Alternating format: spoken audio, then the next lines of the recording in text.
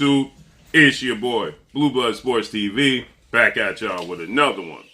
So, undefeated, two-division world champion, who currently is the reigning WBA super featherweight world champion, superstar boxer, Shakur Stevenson. Shakur Stevenson is 17 wins, no losses, no draw, 9 wins by way of knockout. He is 24 years of age, 5'7.5" with a 68-inch arm reach. He will be taking on fellow undefeated two-division world champion, who currently is the reigning WBC super featherweight world champion, Mexican superstar boxer, Oscar Valdez, who is 30 wins, no losses, no draws, 23 big wins by way of knockout. He is 31 years of age, 5'5", with a 66-inch arm reach. Okay, that's scheduled to take place April 30th, Las Vegas, Nevada, MGM Grand Garden Arena. So, with that said, Shakur Stevenson is 7 years younger than Oscar Valdez. Shakur Stevenson is 2 inches taller than Oscar Valdez, and he has a 2-inch arm reach advantage over Oscar Valdez. Shakur Stevenson is a southpaw. Oscar Valdez is an orthodox fighter. With that said, obviously, there's a lot of, storyline here, as Shakur Stevenson has been tracking down Oscar Valdez for quite some time. He's been seeking out a fight with Oscar Valdez for quite some time. And Shakur Stevenson, he became the mandatory for Oscar Valdez WBO title when they were at 126 at the featherweight limit. But Oscar Valdez, he vacated the belt, moved up in weight. And, many people, including Shakur Stevenson, felt Oscar Valdez had been avoiding Shakur Stevenson, okay? So now, finally, we have a unification bout at 130, okay? And so with that said, this is not going without, controversy, because we know Oscar Valdez, he fought in his last fight was September of 2021, okay? Against Olympic gold medalist, Brazilian star boxer, Robson Casasio, okay? And so with that said, 2 weeks before the fight against Robson Casasio, Oscar Valdez, he tested positive for a banned substance, phentermine, on the USADA, United States Anti-Doping Agency list. And many people call for Oscar Valdez to be suspended at the very least, removed as the champion, but some sort of repercussions for these actions. But Oscar Valdez and his team, he's trained by well-renowned trainer, 2-time trainer of the year, Eddie Reynoso, who also trains 4-division world champion, Mexican superstar boxer, who is currently the undisputed super middleweight, and widely considered to be the face of the sport of boxing, and top 3 best pound for pound, if not number 1 best fighter in the world, and Saul Canelo Alvarez, who's 57 wins, 1 loss, 2 draws, 39 big wins by way of knockout, 31 years of age, same age as Oscar Valdez, 5'8", with a 70-inch arm reach.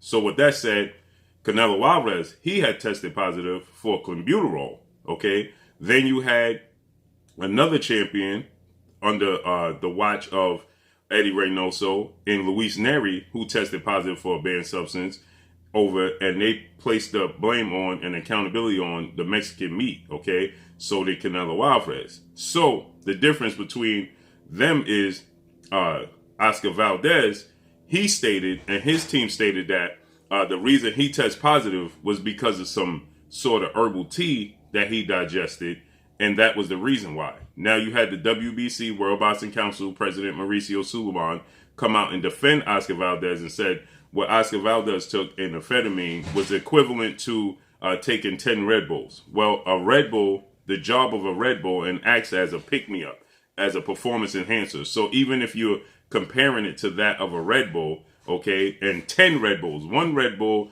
is considered a pick-me-up, let alone 10 Red Bulls, okay? And so he stated it's equivalent to 10 Red Bulls. Well, that's a performance enhancer. So they didn't want to punish Oscar Valdez, and the fight for Oscar Valdez was taking place in his hometown of Arizona. And so they didn't want this to, go by the wayside. So he faced no repercussions. But that didn't go unnoticed to his peers. That didn't go unnoticed to the boxing fans and the boxing world, okay? In which many people, they cited that Oscar Valdez should not have been fighting Robson Casasio.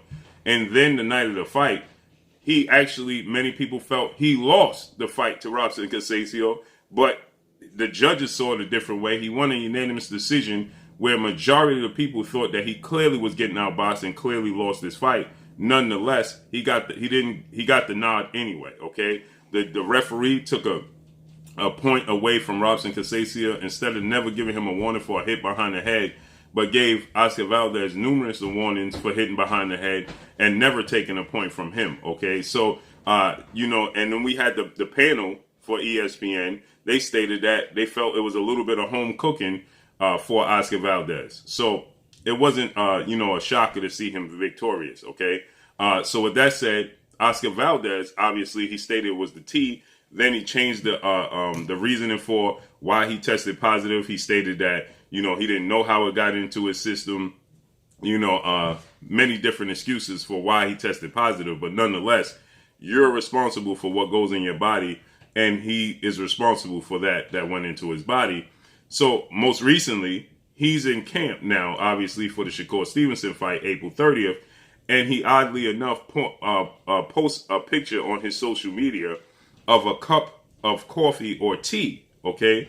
And, you know, he's saying it's a pick-me-up, oddly enough, okay? And Shakur Stevenson immediately responds and exposes and lets him know, I hope ain't nothing else extra in that tea. Make sure you pay attention to everything that goes in your tea and into your system, because we don't want no more excuses and no more failed tests. We want this fight to come to fruition, right? Don't let this, we know how y'all do things down there, so don't let this be, you know, reasoning for this fight not coming to fruition. Make sure you pay very close attention to everything going in your body.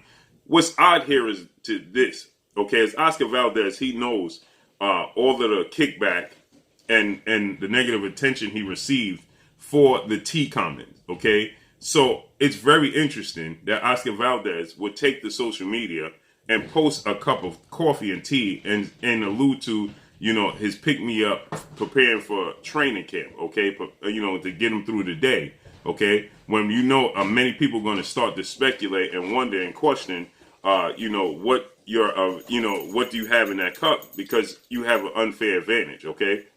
And so with that said, you know, amphetamine also acts as a, you know, a stimulant to be able to help you lose weight, okay? And it gives you energy. So with that said, you know, Oscar Valdez in the past has been known to, you know, lack energy. You even had YouTube sensation turned professional boxer Jake Paul. He weighed in on this, and Jake Paul, he stated that we know what Canelo Alvarez, Eddie Reynoso, and those boys is doing down there, and what they're actually putting in those cups and in that food, but they're gonna blame it on the meat. So, you know, once you get labeled with this, it's very hard to shake the label. So it's very interesting to me that Oscar Valdez would choose to still go with this narrative and post this picture, knowing the response he's going to get. Is he that confident? Many people say, is he that cocky? You know, or is he just simply meaning nothing by it? You know, he's just looking at it from a standpoint, well, I'm having my tea. You know what I mean? And he's just posting what he's going through for the day. But this is a fight long awaited. This is a fight many people have been anticipating and looking forward to. You know, Oscar Valdez, you know, in a shocking event, he shocked the world when he moved up to super featherweight to 130 and defeated Miguel Berchelt February of 2021 via a 10th round knockout. Now, he had knocked down Miguel Berchelt a few times and ultimately knocked out Miguel Berchelt, which was shocking because, again, he moved up in weight.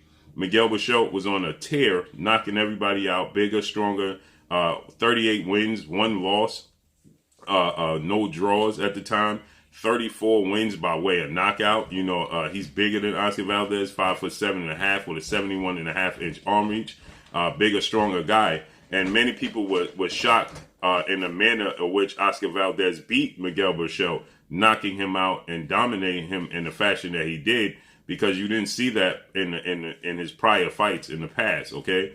So with that said, Shakur Stevenson, he too moved up in weight in April, and Shakur Stevenson moved up in October against Jamel Herring, who was the WBO reigning super featherweight world champion, and he dominated Jamel Herring, and he got a 10th round stoppage over Jamel Herring. So you know, they both coming off of dominant performances, at least their title opportunities, okay? Because Robson Casasio he seemed to have exposed a lot in Oscar Valdez. So with that said, this is a huge fight, April 30th. Hopefully, Oscar Valdez is paying attention to everything going in his body. Hopefully, Oscar Valdez is, not tampering, and this fight does come to fruition because it's a huge fight for the sport of boxing.